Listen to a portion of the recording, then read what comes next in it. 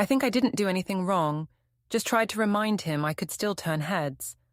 But now I'm standing at the kitchen counter, holding an envelope with my name on it. His handwriting, his ring inside. He didn't even stay to talk. Before we dive deeper into this story, I have one small request. Please subscribe, drop a like, comment, and hit that hype button to boost this channel so more people can discover these incredible stories. I'm Selene Vance, 32, and if you ask me, I didn't really do anything wrong. I just wanted my boyfriend to notice me again, to see that other people still could. But now I'm standing in our kitchen, holding an envelope with his handwriting on it, and inside is his ring. No note, no explanation, just silence. Ethan always said he hated drama, that he preferred facts to feelings, and I guess this is what that looks like. Facts. The fact that he's gone. The fact that I might have pushed too hard. It all started a few weeks ago, when I realized he didn't even flinch anymore when men looked at me. I used to love how protective he was, how he'd pull me closer at parties. Lately, nothing. So I thought maybe a little harmless flirting at work would wake him up. A compliment here, a laugh there. My boss, Marcus, didn't seem to mind. I figured Ethan would see, get a little jealous, and remember what he had. That was the plan. Simple, right? But somehow, one joke, one picture, one rumor, and everything fell apart faster than I could explain it. I found the envelope on the counter that morning, plain white, my name written across it in Ethan's careful handwriting. Inside was his ring. Not mine, his. He'd worn it every day since the week he moved in. It felt cold and heavy in my hand, like something final. I told myself it couldn't mean what it obviously meant. He was probably just trying to make a point. Ethan loved proving points quietly. He never yelled. He just withdrew until you noticed the silence. I hated that about him. That calm, that restraint that made me feel like the only one losing control. I sat at the kitchen table, still holding the ring, thinking about how everything had spiraled. And honestly, I couldn't see how it had gone so wrong. I didn't cheat. I didn't lie. I just wanted him to care again, to look at me the way he used to, with that spark of jealousy that made me feel special. Somewhere along the way, that look disappeared. He started treating me like I was furniture. We'd sit through entire dinners without him glancing up from his phone. When I told him about my day, he'd nod absently, like he was listening to a podcast in his head. The first time I mentioned Marcus, my boss, Ethan, barely reacted. I said Marcus had complimented my new blouse, and Ethan just said, "That's nice." That's nice. 3 years together, and the man couldn't muster even mild irritation. I joked that maybe he trusted me too much, and he smiled like I'd just said something cute. I went to bed angry that night without really knowing why. The next morning, I told my sister Nora about it over coffee. She said maybe Ethan just felt secure. I told her security was boring. She gave me that look she always gives when she thinks I'm about to ruin something good. She said, "You always need drama to feel alive." I laughed it off, but it stuck with me. Later that week, Ethan came home from work late again. He looked exhausted, dropped his bag on the chair, and asked if there was dinner. I told him I hadn't cooked, that I'd been too busy cleaning and catching up on work emails. He said, "It's fine," and microwaved leftovers without another word. That fine tone again, quiet, reasonable, infuriating. So I pushed. I told him he'd been distant lately. He said he didn't think anything was wrong. He asked if I was okay, and I said, "I'd be better if you actually cared when other men looked at me." He frowned and said, "You want me to be jealous?" I said, "I want you to act like you might lose me." He sighed, rinsed his plate, and said, "I trust you, Selene. Isn't that what you wanted?" That was the moment I decided to prove a point. The next morning at work, I made sure to look nice. Red lipstick, new heels, hair down. Marcus noticed right away. Of course he did. He said something about how I always brighten the room. I laughed and told him he should say that louder, maybe into a microphone. He grinned. amused, and moved on. That tiny exchange filled me with this ridiculous rush. It was harmless. I even told Ethan about it that night, expecting a reaction. He just said, "Marcus seems friendly." That's it. I felt invisible. The next day, I tried again. I stayed late at the office, under the excuse of helping with reports. It wasn't a lie exactly. I did finish some work, but I also made sure to chat with Marcus as people left. He asked if I was heading home soon, and I said maybe I'd grab a drink before going. He didn't take the bait, just smiled politely. That stung more than I expected. I went home irritated, half hoping Ethan would be waiting up, asking where I'd been, but he was already asleep, alarm set, everything neat and ordinary. I lay beside him for a long time, staring at the ceiling, thinking about how unfair it was. He'd gotten comfortable while I was still out here trying to keep things exciting, trying to remind him that I was worth a little effort. Was that so wrong? The next weekend, we were supposed to go to dinner with his parents. I picked a dress I knew he used to like. Black, fitted, just enough edge to turn heads. When he saw me, he said, "You look nice." No spark, no pause, just polite. On the drive, I asked if he'd even notice if another man flirted with me. He smiled faintly and said, "I'd probably assume he had bad judgment." I laughed on the outside but clenched my jaw so tight it hurt. At dinner, his mother talked about their neighbor's daughter getting engaged. Ethan's father asked if we'd thought about marriage, and I said, "Oh, Ethan's not exactly the jealous type. He'd let anyone have me if it meant avoiding conflict." His father laughed politely. Ethan just stared at his plate. On the way home, I told him I was joking. He said, "You have a strange sense of humor lately." That night, I called Nora and told her Ethan was being cold. She said maybe he was just tired of being tested. I told her she didn't understand, that I was only trying to get back what we used to have. She said, "You mean control?" I hung up on her. By Monday, the air between Ethan and me felt thick with unspoken things. He'd started leaving earlier for work, staying later. One night, I decided to push a little harder. I sent Marcus a text. Something stupid about team chemistry. I didn't even think twice about it until I saw Ethan glance at my phone when the notification popped up. He didn't say a word. Just looked at me, then went back to his laptop. I said, "It's just work stuff." He nodded and said, "You'll regret that one day," and went to bed. I sat there staring at the screen, the message thread open, realizing it wasn't even flirty, just awkward. But the way he said it made me uneasy. Not scared, just exposed, like he saw straight through what I was doing. The next morning, he was up early, already dressed, coffee mug in hand. He told me he had errands to run before work. When he left, I noticed the envelope on the counter. I thought it was a bill at first. I didn't open it until after lunch. And then I just stood there, with his ring in my hand, trying to tell myself it was temporary, that he was just trying to get my attention the way I'd tried to get his. I texted him, "What's this supposed to mean?" No reply. I called, went to voicemail. That night, I told myself he'd come home after cooling off. He always did. But as the hours dragged on, I started pacing.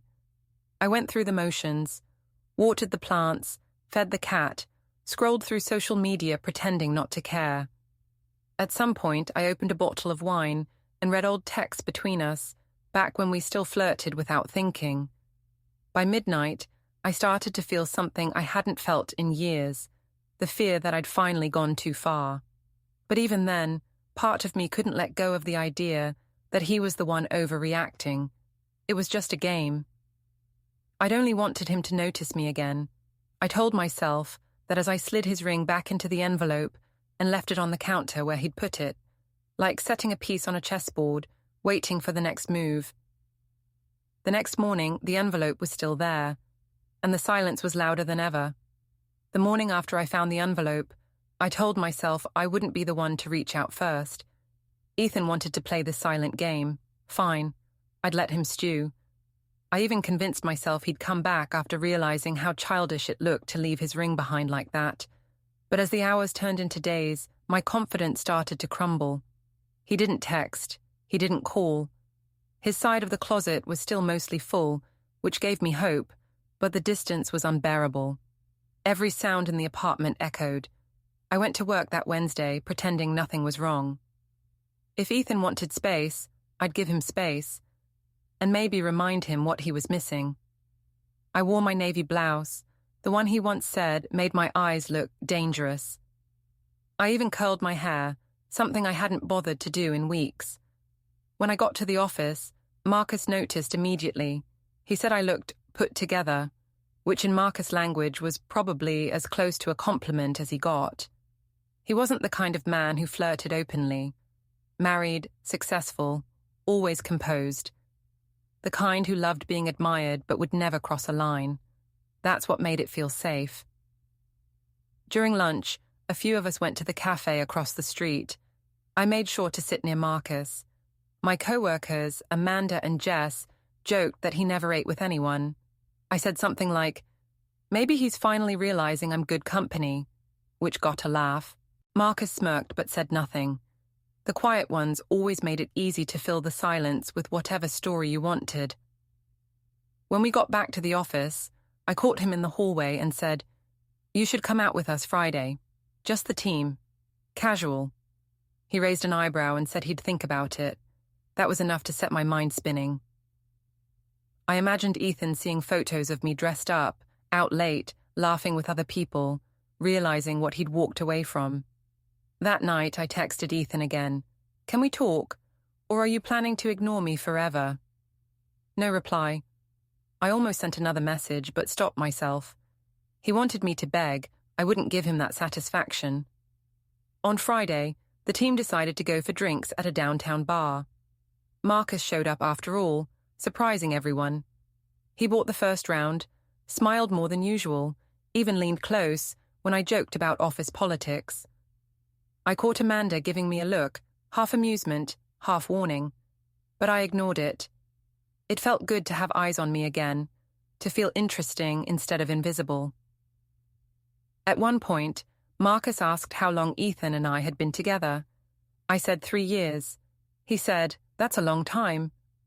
I told him we'd hit a rough patch, but that it was nothing serious.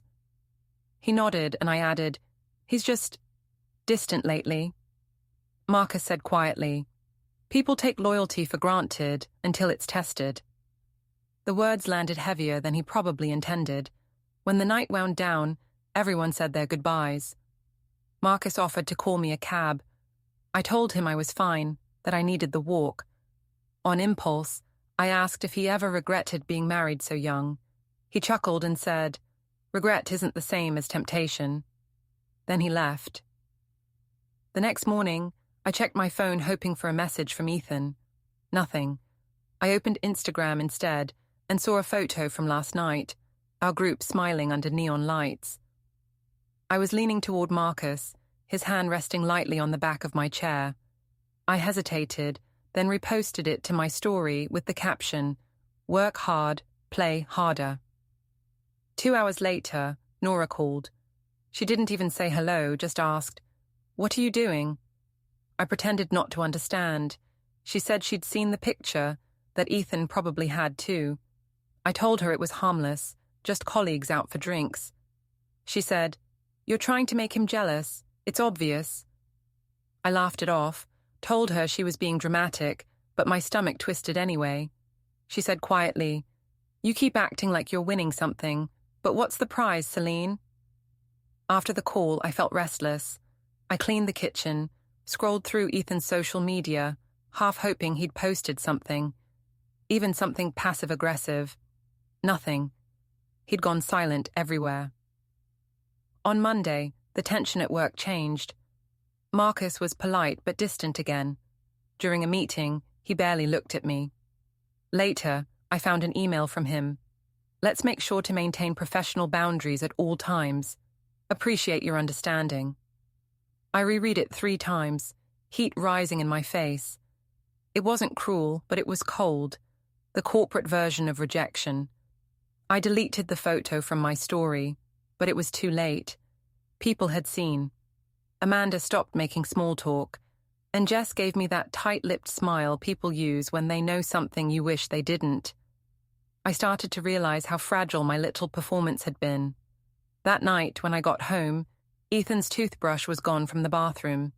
His drawer, the one where he kept his watches, was empty. I felt dizzy. He hadn't taken everything. His books, his desk, still there. But it was enough to send a message. I called him, voice shaking, and got voicemail again. I said, "This has gone too far. Can we please talk?" Still nothing. By Wednesday, I was unraveling. I told my mom what happened, leaving out the part about Marcus. She said men need to be reminded of what they have, that maybe Ethan just needed time to realize how much he'd miss me. I clung to that, but later that evening, Nora showed up unannounced. She looked furious. She said she'd talked to Ethan, that he'd come by her place to pick up something he'd left there weeks ago. She said he seemed calm, too calm. I asked what he'd said about me. She hesitated, then said, "He said he's done being manipulated." I rolled my eyes, pretending not to care, but the words hit hard. I told her she was taking his side as usual. She said, "I'm taking the side of sanity. You can't keep pushing people just to see how far they'll bend." After she left, I poured myself a drink and stared at my reflection in the kitchen window. I didn't look like the villain she made me sound like.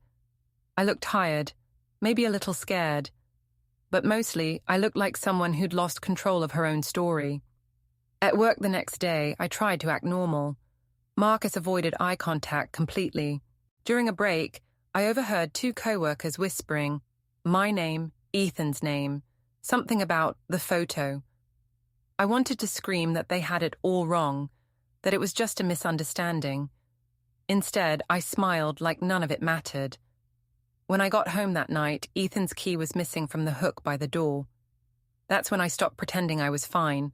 I sat on the couch scrolling through our old messages again, all those little exchanges that used to mean everything. Dinner at 7, you home safe, love you even when you're impossible.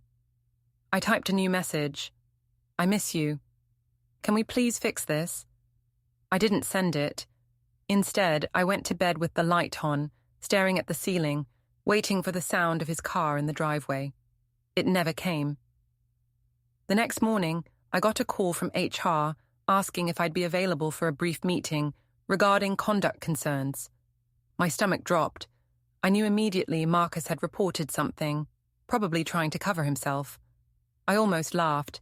He was worried about his reputation, while mine was already in ashes.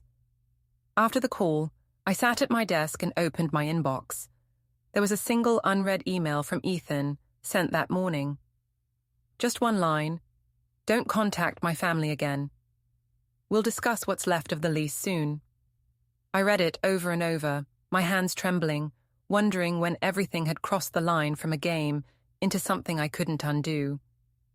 The office felt colder, the light harsher, and for the first time, I realized Ethan hadn't left in anger. He'd left in decision. By the time the weekend rolled around, I'd convinced myself Ethan was bluffing. The email sounded too formal, too final, like something written in anger but meant to scare me. He'd always been measured, but not cruel. He wasn't the type to just throw everything away over a misunderstanding. And that's what this was. A misunderstanding. I told myself that over and over until it almost felt true. When Amanda from work mentioned a co-worker's birthday dinner, I saw my chance to reset everything, to show Ethan that I was fine, confident, not some desperate woman waiting by the phone. I posted a quick story of myself getting ready, just a mirror photo. My hair done, black dress, nothing too revealing but enough to say, I still look good. I wanted him to see what he'd walked away from. The restaurant was crowded and loud, the kind of place with low lighting and overpriced cocktails. Marcus was there too, of course, apparently invited by someone else, though I couldn't tell if that was true. When he saw me, he nodded politely, but there was this stiffness between us now. I smiled anyway. If people were going to talk, I might as well give them something to talk about. At our table, I sat across from Marcus. I could feel his discomfort, but I played it off, laughing too loud at jokes, leaning in close when I spoke. It wasn't that I wanted him. I just wanted to feel wanted, to feel that pull of power again, even if it was fake. Halfway through the night, I checked my phone under the table. Nothing from Ethan. I texted Nora instead. Going out tonight, don't wait up if he calls me. She didn't reply. When dessert came, someone ordered a round of drinks. Marcus raised his glass, and I couldn't resist saying, "Our fearless leader deserves the credit for keeping this team running." The others laughed. Marcus looked uncomfortable but said, "The credit goes to everyone." I winked and added, "Still, not everyone makes spreadsheets look that good." There was a brief silence, followed by awkward laughter. I could feel a few glances, some amused, some judgmental. Marcus gave a polite smile but didn't respond. That should have been my cue to stop. Instead, I doubled down. I reached out and rested my hand lightly on his arm as I said something about the next project. The touch was brief but deliberate, a flash for anyone watching, harmless but suggestive. I thought it made me look playful. I didn't realize how transparent it actually was. When I looked up, Ethan was standing near the entrance. My stomach dropped so fast I almost felt dizzy. I hadn't even known he was in town, let alone that he might show up here. He was wearing that calm, unreadable expression that used to make me crazy. I froze, half a smile still plastered on my face. He didn't walk over. He just stood there long enough for our eyes to meet. Long enough for everyone at the table to notice something had shifted. Then he turned and left. Marcus cleared his throat, said something about getting the check, and the rest of the table slowly dissolved into awkward chatter. My face burned. I tried to laugh it off, saying, "Guess I'm not the only one who needed a drink tonight." No one responded. I excused myself and went outside. The street was chilly. Neon lights reflected off puddles from a recent rain. I scanned the sidewalk, but Ethan was already gone. I called his name once under my breath, then stopped. He didn't come back that night. The next morning, I woke up with a pounding headache and my phone full of missed calls. Not from Ethan, but from Nora. When I finally answered, she didn't even say hello. "You embarrassed him," she said. Her voice was shaking, not from anger, but from disbelief. "He showed up because your mother told him you were out with your boss. He wanted to talk privately, but you made it a spectacle." I started to protest, but she cut me off. "Do you even hear yourself anymore? You've been pushing everyone away, and now you're surprised he doesn't want to be part of the circus." I hung up on her. I didn't need a lecture from someone who'd never had a real relationship last longer than 6 months. I tried calling Ethan, straight to voicemail. I left a message. "I saw you last night. We need to talk. You're overreacting." My voice sounded too high, too forced. By afternoon, the message still showed as unread. Monday came, and work was unbearable. The whispers had spread beyond my department now. Marcus avoided me completely. During a meeting, when I made a suggestion, he nodded but didn't look up. Afterward, Amanda pulled me aside and said quietly, "Maybe lay low for a while." I said, "People are acting like I did something terrible." She looked at me for a long time before saying, "Maybe just think about how it looked." That night, I got home to find Ethan's side of the closet completely empty. Not half empty like before. Completely. Even the hangers were gone. My breath caught. On the dresser was a single folded piece of paper. It wasn't a note, not really. Just a printed notice, an official letter from his lawyer. Something about lease termination, shared expenses, next steps. It didn't even have a signature. Just typed names. I sank onto the edge of the bed, staring at it. For a long time, I felt nothing. Then the panic came all at once, hot and loud, rising in my throat. I called him over and over, then texted, "You can't just do this without talking to me." Then, This isn't fair. Then, at least tell me where you're staying. No response. Around midnight, I drove to his parents' house. The lights were on. I sat in the car for nearly 10 minutes before his father came out. He didn't seem surprised to see me. He just said, "Selene, it's late." I said, "I just need to talk to him, please." He shook his head. "He doesn't want that right now." I laughed, but it came out brittle. "You make it sound like he's filing for divorce or something. We're not even married." He looked at me steadily and said, "No, but he's learning what separation feels like." Then he turned and went back inside. I drove home in silence, gripping the steering wheel so tight my hands ached. The next morning, I tried to go about things as if nothing had changed. I made coffee, fed the cat, checked emails. But every small sound, the hum of the fridge, the creak of the floor, made the apartment feel wrong. Empty, but also heavy, like it remembered him even if he was gone. That evening, my mother called. She said, "I talked to Ethan's mom. She says he's staying with them for a bit. Don't worry, men cool off fast." I told her this wasn't about cooling off. She said, "You're too proud to admit when you go too far." I wanted to scream that I hadn't done anything that bad, but I didn't, because deep down I wasn't sure anymore. That night, I scrolled through social media again, searching his name. His account was private now. I tried to log into our shared streaming account. Password changed. Our joint grocery app. Same. Slowly, I realized he wasn't just angry. He was erasing me. By Wednesday, the silence had turned into something else entirely. Not absence, but presence. The kind that fills every corner. I kept expecting him to walk through the door, say something sharp but fixable. But the door stayed closed. And still, I told myself it wasn't over. He just needed time. He'd remember the good parts, the laughter, the shared jokes, the plans. People don't throw that away, except some people do, when they finally see the truth. That Friday, I got an email from an unfamiliar address. Marsh Legal Associates, notification of next steps. I didn't open it right away. I just stared at the subject line, feeling that strange mix of dread and disbelief. All week I'd been telling myself that Ethan's silence was a punishment. Now I was starting to realize it was preparation. And whatever he was preparing for, it wasn't coming back.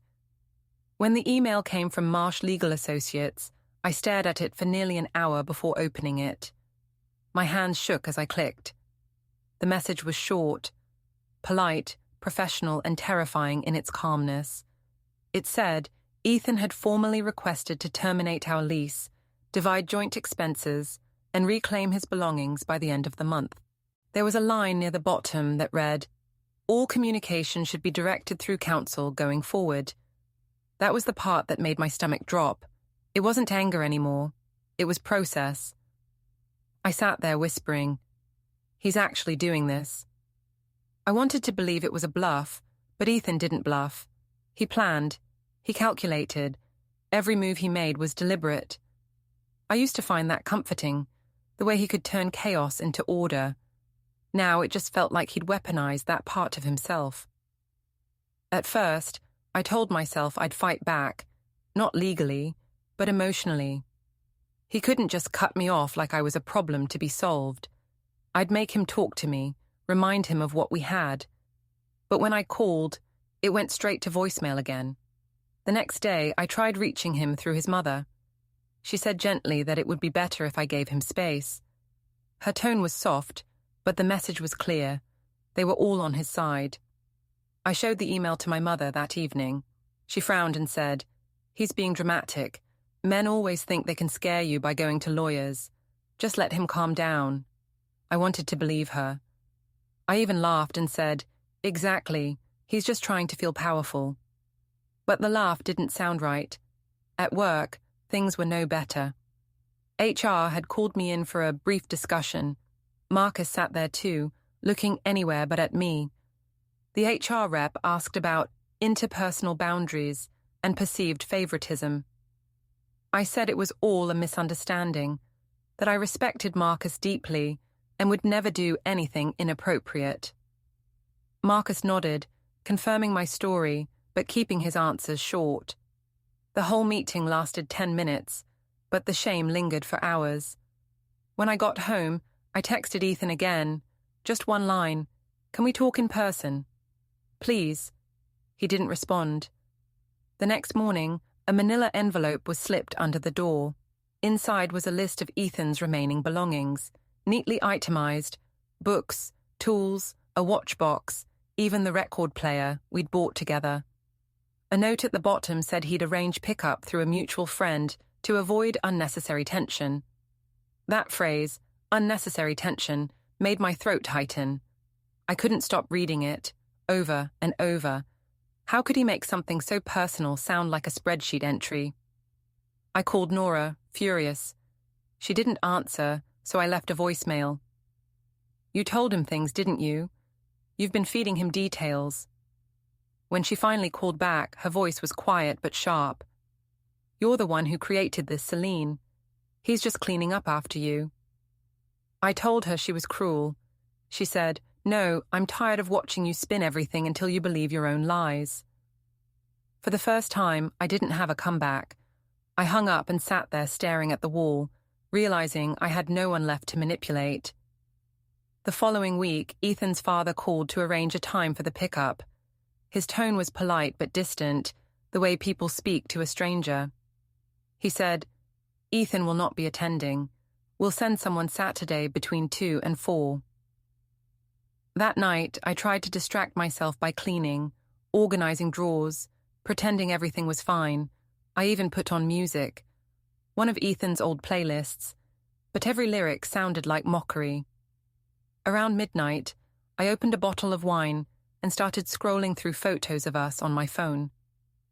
There we were at the lake last summer, his arm around me, both of us laughing. I remembered that day so vividly, how I'd been annoyed that he refused to post any pictures online. I'd accused him of not wanting people to know we were together. He'd said, "Not everything real needs an audience." I'd rolled my eyes then. Now, that sentence replayed like punishment. Saturday came too quickly. At 2:15, a man I didn't know showed up, mid-40s, polite, wearing work gloves. He said he was here for Ethan's things. I let him in, trying to act unbothered, but I could barely breathe, watching him carry box after box out of what used to be our life. He worked quietly, efficiently, like Ethan himself had trained him. When he was done, he handed me a paper to sign, confirming everything had been collected. I scrawled my name without reading it. After he left, I sat on the floor, surrounded by empty spaces where furniture used to be. The apartment suddenly looked huge, echoing and sterile. For the first time, I realized how much of it had been his presence. The books on the shelf, the jacket on the chair, even the way he folded the blanket over the couch arm. That evening, my mother called again. She said, "I told you, he'll regret it once he cools off. Men always come back when they realize no one will take care of them like you did." I wanted to believe her, but deep down, I knew she didn't understand Ethan. He wasn't impulsive. When he decided something was over, it stayed over. On Sunday, Nora showed up unannounced. She had a small stack of papers in her hand, printouts of screenshots, emails, and text messages.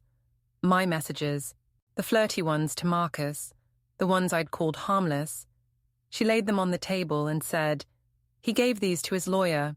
They're using them to protect his finances in case you try to claim shared property." I stared at the papers, my words staring back like a stranger's handwriting. I said, "That's private." Nora crossed her arms. "You made it public the second you started posting pictures and tagging your boss." I said, "It wasn't like that." She said, "It's exactly like that. You humiliated him, Selene, in front of friends, co-workers, even family, and now you're shocked he doesn't want to talk." I wanted to scream that she was wrong, that Ethan was punishing me too harshly, that I never meant to hurt him. But the truth was sitting right there in front of me, printed in black and white. After she left, I shredded the papers, even though I knew it didn't matter. The evidence existed somewhere else now. in emails, in cloud storage, in his lawyer's files. I couldn't erase it. That night, I sat at the kitchen table staring at my reflection in the dark window. I whispered to the empty room, "He's really doing this." My voice cracked on the last word. A week later, I received another envelope. Inside was a finalized agreement outlining who owed what. Ethan had even separated the grocery bills, itemized down to the cent. At the bottom was a note in his handwriting. "You don't need to respond. The transfer will happen automatically." I folded the paper slowly, my hands trembling. There was no anger in his tone, no plea for understanding, just closure. I realized then that his revenge wasn't about rage or humiliation. It was about precision. He was dismantling our life the way an engineer disassembles a machine, methodically, carefully, making sure no piece was left connected. I wanted to hate him for it, but part of me admired how cleanly he'd done it. No shouting, no scenes, just silence and signatures. When I went to bed that night, I left all the lights on. I couldn't stand the dark. It made the silence louder. Somewhere between midnight and morning, I whispered into the emptiness, "He'll come back. He has to." But the apartment didn't answer. It just breathed quietly around me. Empty, organized, finished. The letter arrived on a Wednesday afternoon, plain white like all the others, but thicker this time. I knew before I opened it that it was the final one. I sat at the table, the same place I'd once found his ring, and stared at my name typed neatly on the front. The cat brushed against my leg, meowing for attention, but I couldn't move. My throat felt tight, my chest hollow.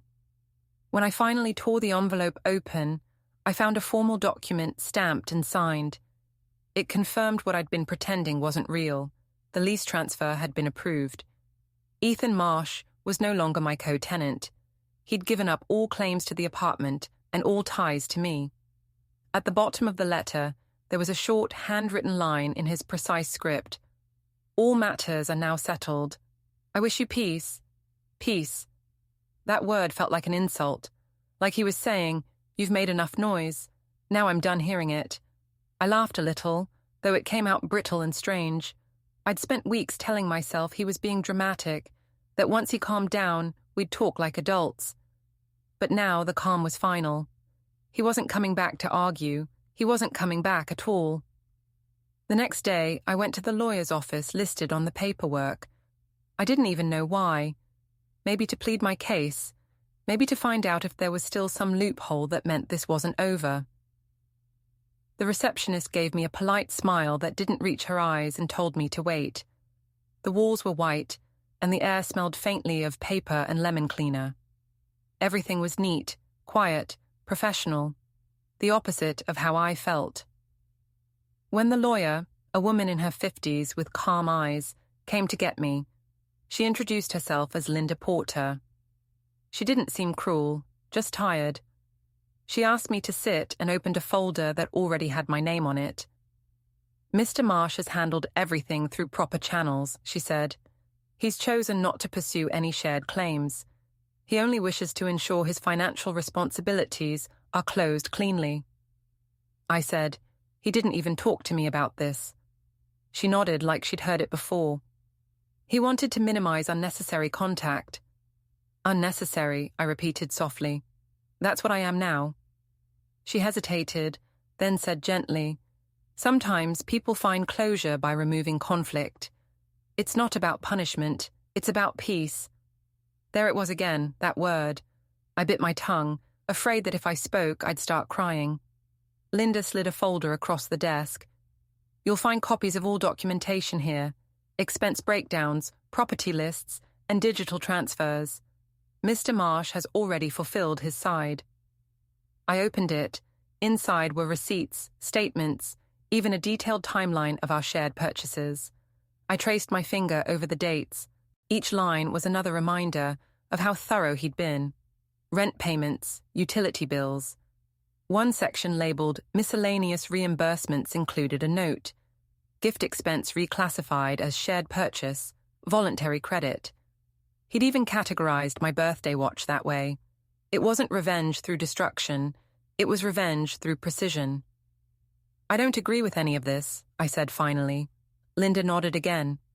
You don't have to agree. Just sign acknowledgement of receipt.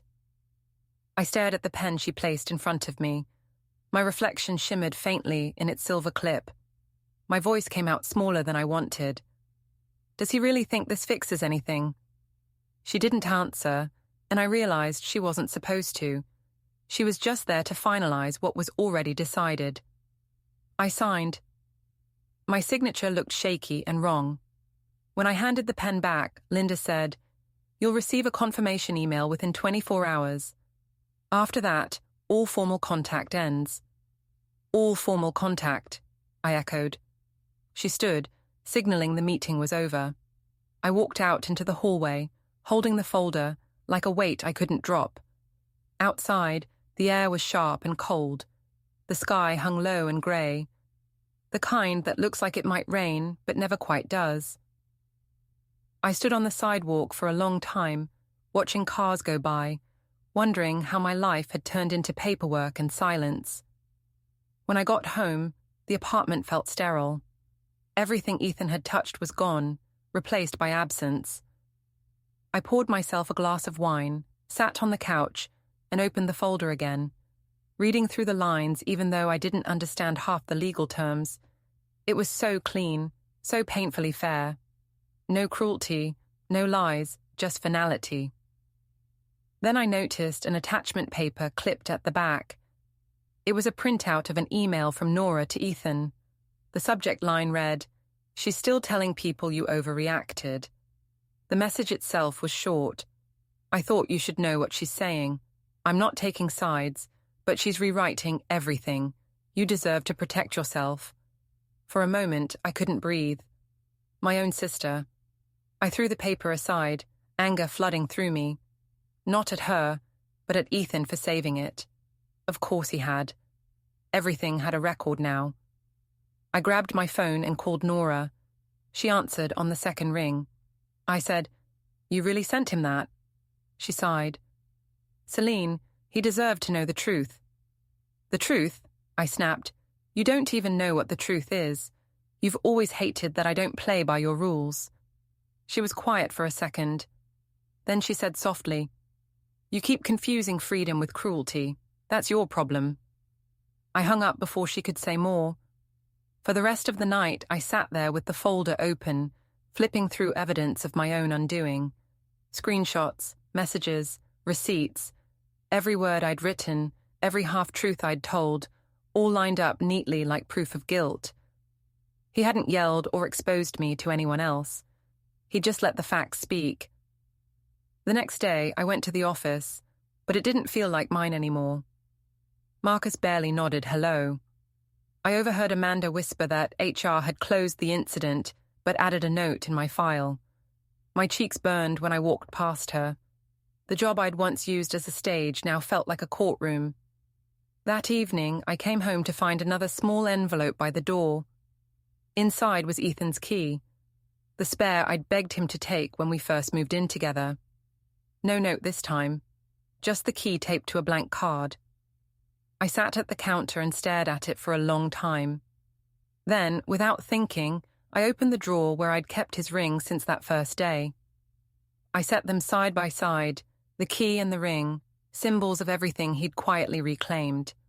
The next morning, I woke up early, unable to sleep. The apartment was too quiet. I made coffee but didn't drink it.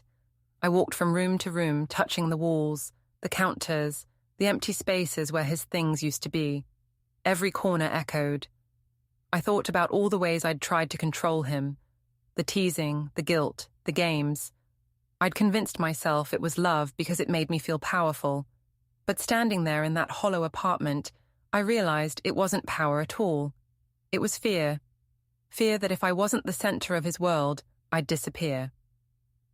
Now I had my answer. Around noon, I packed up the last of his letters, folded the documents back into the folder, and placed it neatly in a drawer. I wasn't sure why. Maybe I wanted proof that it had all really happened. Before I closed it, I looked once more at the handwritten line. "I wish you peace." I whispered it aloud, almost like an echo. Peace. It didn't sound like forgiveness. It sounded like distance, clean, quiet, permanent distance. I sat at the table as sunlight stretched across the floor. Outside, the world went on as if nothing had happened.